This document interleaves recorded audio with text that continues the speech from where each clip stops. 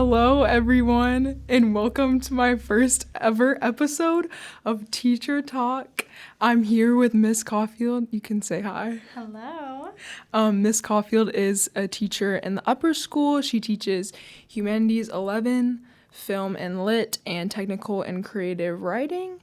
And she is a person of many cool interests, one of those being film. So I wanted to start off asking you a fun film-related question, which is describe yourself in 3 films and briefly say why.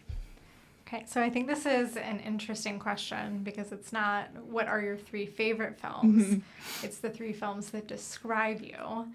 So I was thinking it's gotta be, we need something that captures the outdoorsy adventure. So I was thinking the film Wild with Reese Witherspoon. And then I wanted something to capture, I'm really into like the whimsical and storytelling and that type of thing. So Big Fish. Okay. And finally, I wanted something that would appeal to my sense of humor. And I think the film that does that the best is Heath Ledger, A Knight's Tale. Okay. I haven't seen any of them, so maybe. There's your homework. Yeah, I'll go and do that. And for our first question, it's gonna be, what is your hottest take when it comes to the world of film? Because I know you have some hot takes. I have plenty of hot takes. And I think probably the one that illustrates the most would be that I think that people don't really see film as a visual medium anymore, right? Like there are a lot of modern movies where you could take away the visuals and you really wouldn't lose much at all. I think it is plot over image. And it's not really a visual art anymore because we're in the world of plot twists and asking what's the next big thing that's going to happen. So I think it's kind of killed the rewatch value of film. And I think the visual appreciation for them is unfortunately on the decline. Yeah. Do you think there's a film that, like, when you watch it, you're like, oh, this is, like, the visual media that, like, you want in a film? Well, I think the students in my film and lit class will be upset to hear that I think Throne of Blood is a great example of this. It's such a beautiful film. There's another one that comes to mind. There's a Swedish film called The Seventh Seal. And that one comes to mind because I think that was the very first movie where that clicked for me. I watched it in college in a film class. And there are still visuals from that film that I remember and think about and that kind of haunt me in a way. So that was the one where I was like, oh, this is the type of thing that a film can do that other mediums can't do. Yeah, because I do think that, like, the movies that I watch, like, now, I'm not like, oh, let me go rewatch that. Like, it's like, oh, it's just one and then... But, like, there are some movies that have, like, such an artistic way that I'm like, oh, I'll go watch that like 5 more times. Right. Stuff like that. A lot of films it's all plot summary. And then you get those people online who are just recapping the film. Like, here's what happened. Here are the 5 bullet points you need to know. Exactly. That's not what it's about. Exactly. And you're also a screenwriter. So what things have inspired you to screenwrite, and what does that process look like for you? I've always been a very natural observer. I love to sit back and people watch is probably one of my favorite pastimes. So that always came really naturally to me. And I've always been somebody who kind of likes to create characters in my head. So that's usually where it starts, is I'll just get kind of fixated on a particular character. Then it kind of comes to me in scenes. And kind of the practical process is I'll start writing those scenes on note cards and I'll just put those all up somewhere and ask myself, like, do I even actually have a story here? And if I don't, like, what do I need to add for it to be an actual story? And I'll end up with a beautiful board of Post-it notes that have been written from various times, and eventually we'll start to get at something that feels like a story. Yeah. Do you sometimes like bounce ideas off your husband or other people in your life? I do bounce ideas off my husband. He's always way too encouraging. Like every single idea is like, that's great. That's great. And I'm like, I need a little bit of pushback on something. Right. But I also have some friends that I still keep in contact with from college. Okay. Who are also writers, and we talk a lot. Because is that what you majored in at school? I was an English major with a concentration in creative writing. Okay. And did you, like, make any, like, short films or, like, write any films while you were in college? Yes. So I took a few screenwriting and playwriting classes that were later turned into shorts. Okay. So I have got a few out there. Wait, so, like, actual films that are people act in? Or just yes, written? that people acted in, but in college, very amateur, very low budget. Is it, like, on YouTube? It is. You will never know. Dang it. Okay. That makes me sad, but that's okay. And also, outside of film, you also have love being outdoors, as you said, and love, like, whitewater and just being out there. So how did you first get involved, or, like, how did you fall in love with being outside and whitewater and stuff like that? I think this was something else that came to me really naturally. I was a really curious child, and my parents were really big into making sure that I knew how to entertain myself, which most of the time looked like me playing in the woods outside. So when I think of my childhood, that's pretty much what I think of, is just playing in the woods. And so that was just always a big part of my life. Whitewater specifically was just something that I tried on a whim. And it really stuck. I knew immediately that this was something that I wanted to do. It kind of satisfied the thrill seeker in me. Yeah. Do you have any funny or, like, crazy stories from your whitewater? I have a lot of crazy stories from whitewater. The one that comes to mind is a few friends of mine and I, we did a run, and it's a really easy run. Like, it's the French Broad River in North Carolina, which is not known for being a huge river or anything like that. So we were just having a good time going down the river, and all of a sudden one of my friends was like, shouldn't the takeout have been, like, we should have passed the takeout by now. And we realized that in our fun times, we had totally missed the takeout. So we were way farther down the river than we were supposed to be. And we ended up going over a dam, which, if you know anything about whitewater, you do not want to find yourself going over basically a terminal dam. But there was nowhere for us to pull off. So we ended up just having to paddle like we have never paddled in our life to try to get ourselves up and over the dam, which obviously we did. Wow. Because you're here today. Because I'm here right now. Yeah, I remember last year, the junior, like, trip when we all went whitewater rafting. And I, like, want to do it for real one time, because obviously that wasn't, like, for real. It's real whitewater. It's a man-made river, but it is real whitewater. It's where the Olympians train, okay? You're right. It is real.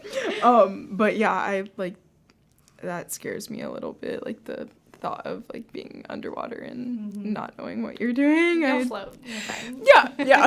It would be fine, but, you know. And has this, like, time outdoors shaped your perspective on being a teacher or teaching in general in any way? I think it has taught me the importance of doing, right? Like, I can sit here and tell you all about how to guide a raft, and tell you what strokes you need to know and how to do them, but you're never really going to know until you do it. Yeah. And I think that applies to so many things. The importance of owning what you're learning and making sure that it's something that you can feel comfortable doing. I was taught to guide rafts by a group of guys who definitely threw me into the wolves immediately. Like, they gave very little explanation, and they're like, you got to do it. Which at the time was terrifying, and I hated them for it. Yeah. But I'm really grateful that was kind of my both figurative and literal immersion into whitewater, because it helped me gain confidence really, really quickly. So I try to think that way with students. You know, obviously we're there to help guide, and we're there to help kind of foster creativity and ideas. But at the end of the day, it's something that the students have to do in order to get confident. I try to do it with a little more grace than the guys who taught me whitewater. Yeah. Yeah, no, that's great.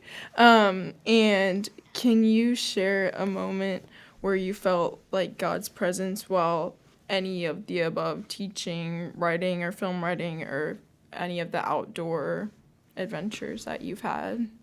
I think outdoor adventures is probably the place where I feel God's presence the most. I think anytime I run a river, I definitely reflect on so many things, right? Like both being completely inspired by creation, especially.